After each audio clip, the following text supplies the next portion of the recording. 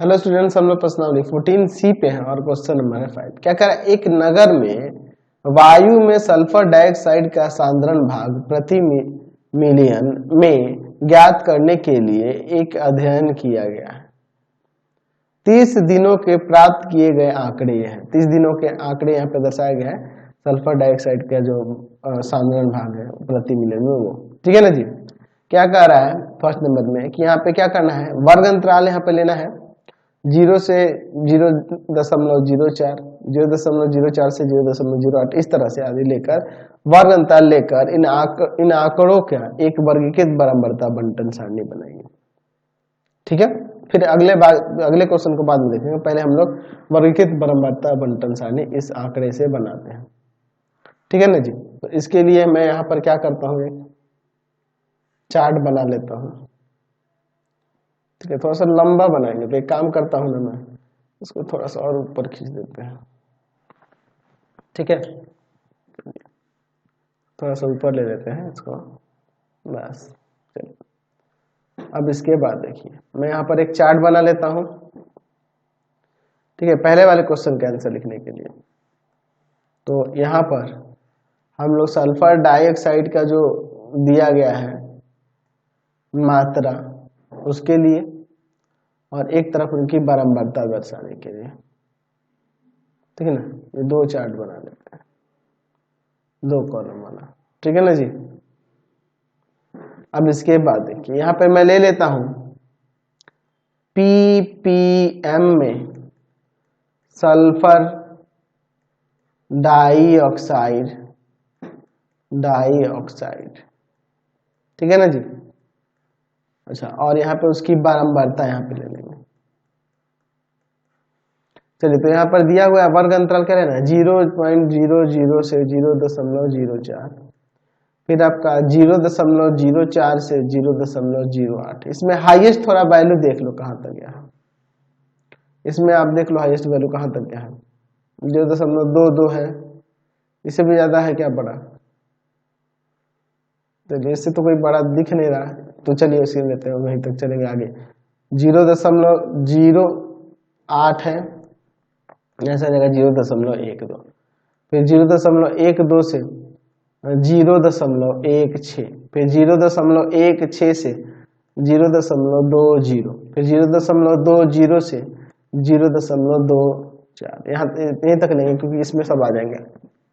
चलिए, अब बारंबार 0.00 से 0.004, ठीक है, एक हो जाएगी। ये नहीं लेंगे, ये अगले वाले में आ जाएगा। 2 के बाद 2 के बाद 2 के बाद 3, और यहाँ पे ये 4, 0.04 से 0.08, ये 0.08 इसमें नहीं आएगा, ये इसमें आ जाएगा। 1 2 3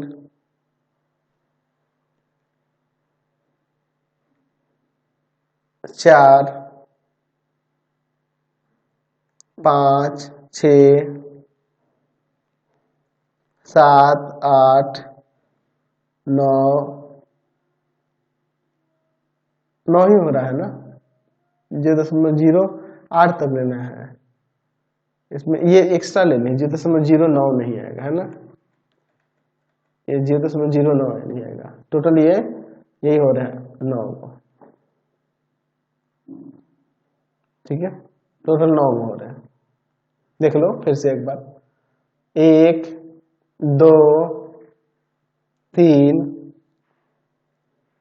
3 के बाद 4 5 6 7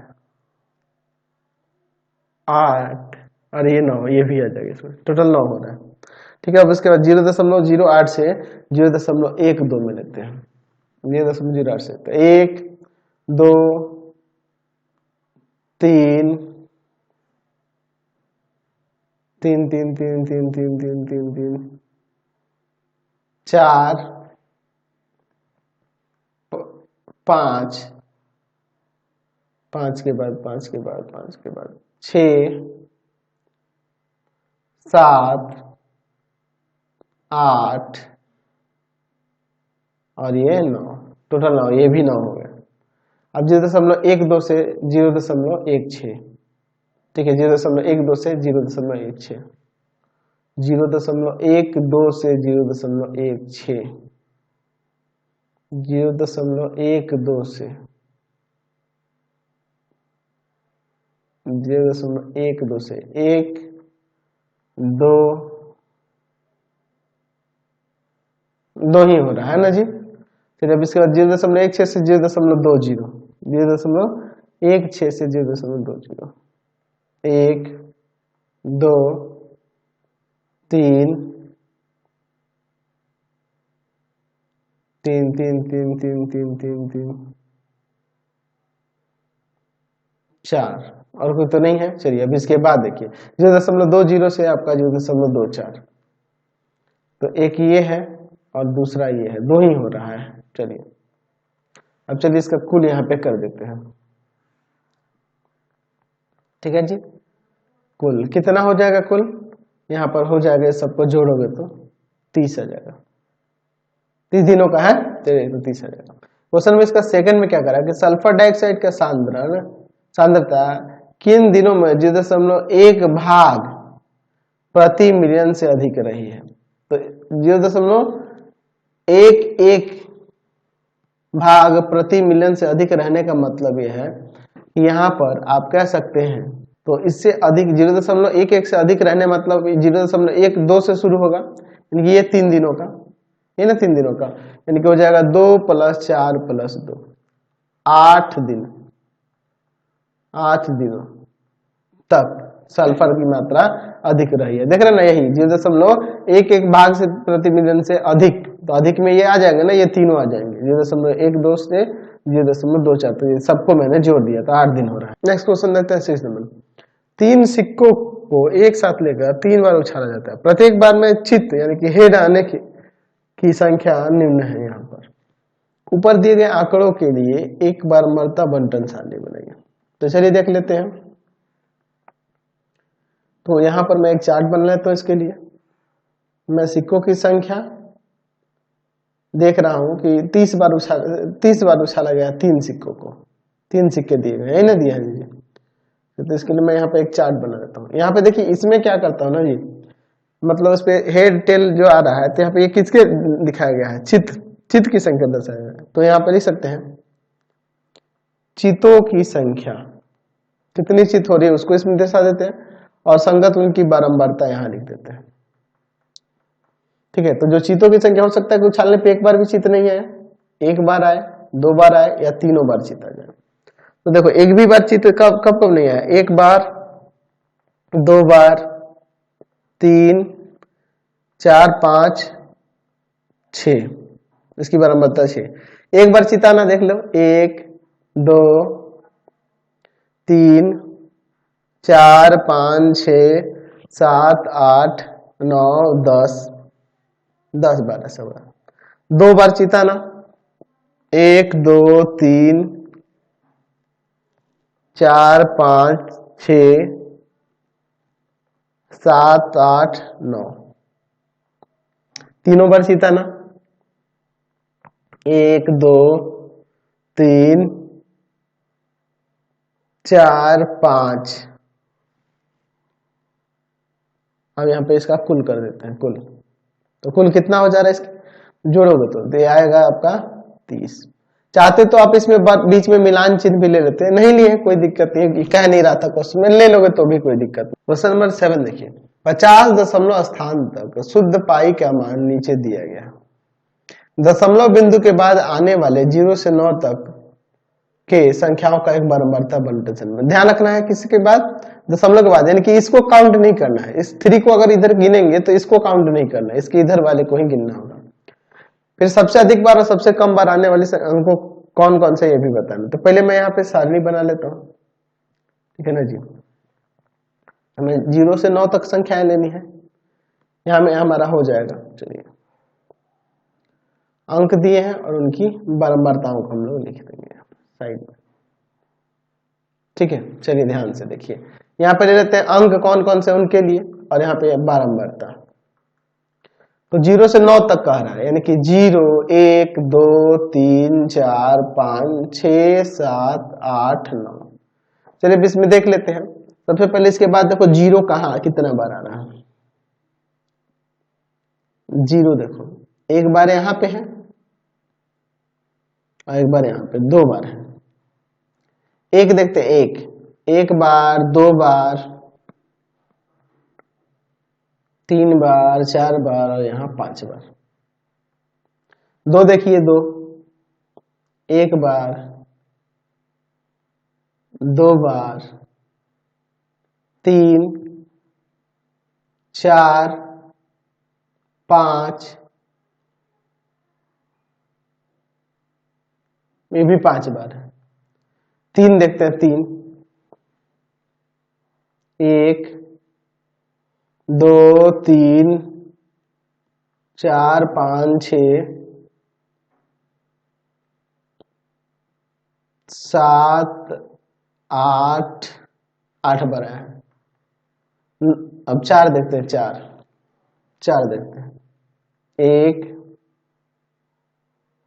1 1 1 1 1 1 1 2 3 4 4 बार है। 5 देखते हैं, 5 1 2 3 3 3 3 3 3 3 3 3 3 4 और ये 5। 6 देखते हैं, 6 कितना बार आया है। 6 देखिए, एक बार, 6 6 6 6 6 की बात कर रहे हैं, 2 बार, 3 बार, 3 3 3 3 3 3 4 बार, 4 ही बार है। 7 देखते हैं, 7 कितना बार है। 7 एक बार, 2 बार, 3 बार,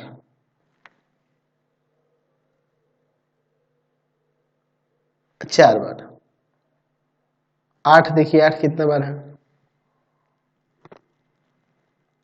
8 एक बार, 2 बार,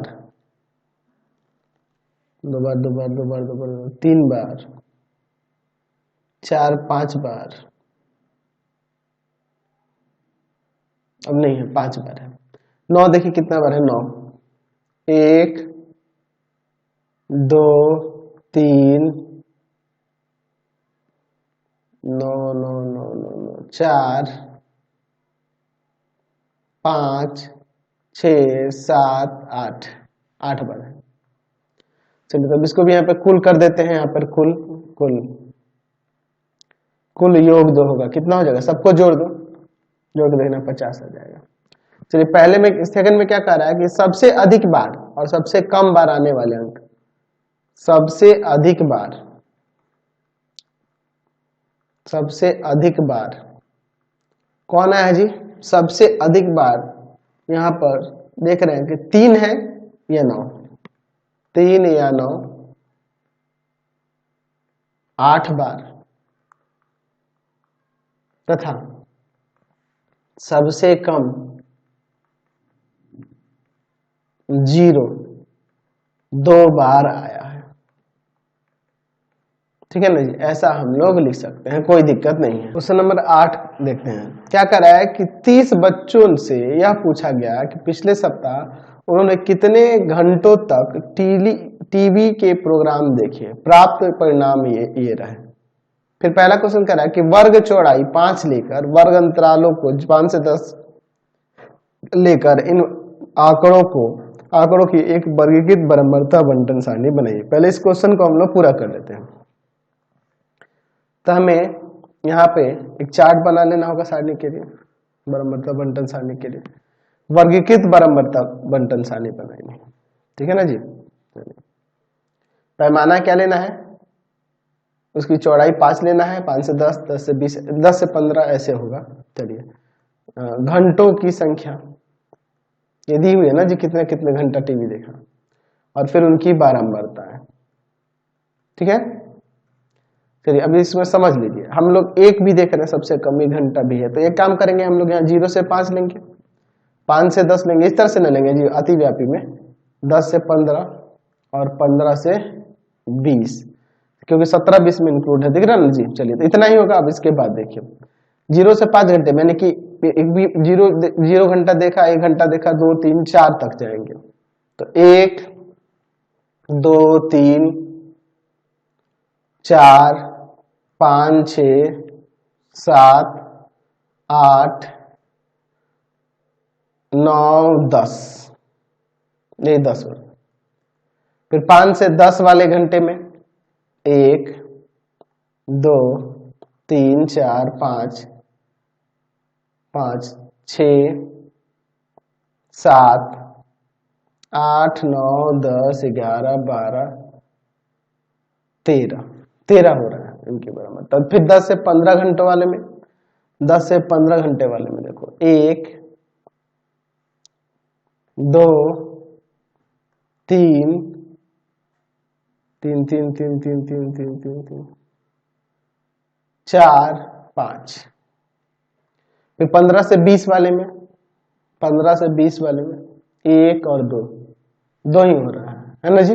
इन सबको जोड़ लेते हैं तो कुल योग कितना आ जाएगा, यहाँ से कुल योग कितना आ जाएगा, जोड़ के देखो 30 आ जाएगा। ठीक है, चलिए अब इसके बाद देखते हैं।